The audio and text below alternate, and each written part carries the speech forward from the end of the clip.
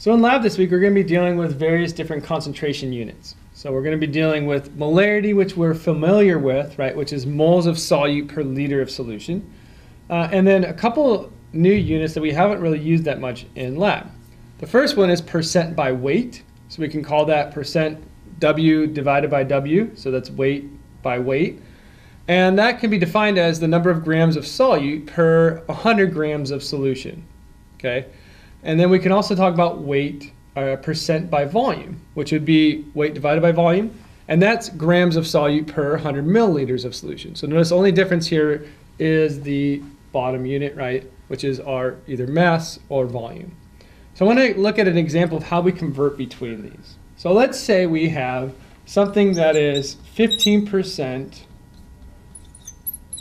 by weight, so weight of sodium chloride, and that's aqueous solution, so it's in water. And so what we want to do is we want to find out what is the percent by volume and what is the molarity. Okay, so let's look at the first conversion there. So if we have 15% weight, we can rephrase this or rewrite it like we have over here. So that would be 15 grams of our solute, sodium chloride, per 100 grams of solution. Now notice if we want to convert between weight and weight volume, we just need to figure out the volume that would correspond to our 100 grams. So what do we need? Well, to go between these two, we need density. Right? We need the density of our solution to go from grams to volumes, right? Mass to volume. Well, if we were to look up the density of this solution, we would notice that it's 1.15 grams per milliliter. So that would be a way that we can convert 1.15 grams of solution per 1 milliliter of solution. Okay, and so now what we've done is we've converted grams to milliliters. And this is going to give us now grams of sodium chloride to milliliters of solution, which would be our weight by volume.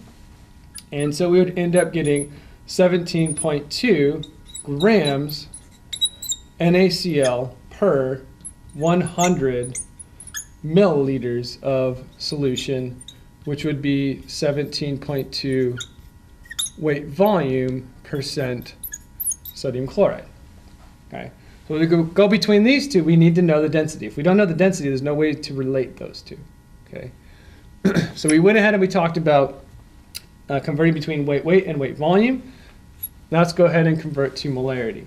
So we want to convert from this idea of our weight to weight volume.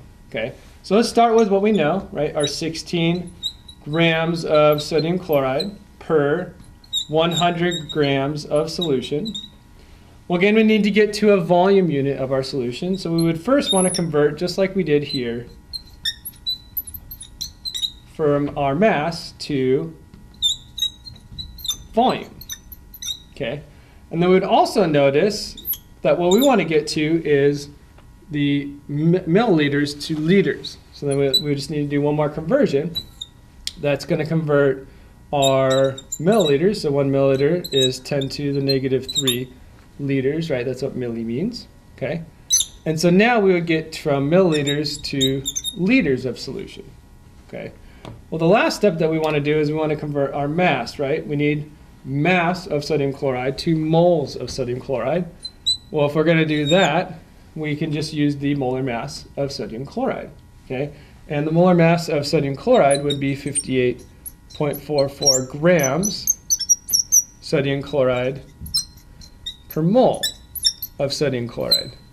And so now we see we're left with units of moles of NaCl, which is our solute, per liter of solution. So once we go ahead and we finish out this calculation, we notice that we're going to get 2.95 moles of NaCl per liter of solution, which is the definition of molarity, right? So that would be 2.95 molarity NaCl.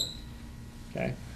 Now, one thing I want to really emphasize in these relationships is we got to keep track of the mass of what this grams means versus this grams. So you notice I always wrote out not just grams per gram, I wrote out grams of my solute per gram of solution, or this relationship grams of NaCl per mole, or grams of solution to milliliters of solution. So I always wrote out what those corresponded to. If we don't do that, we're going to get lost in these different pieces and these different calculations.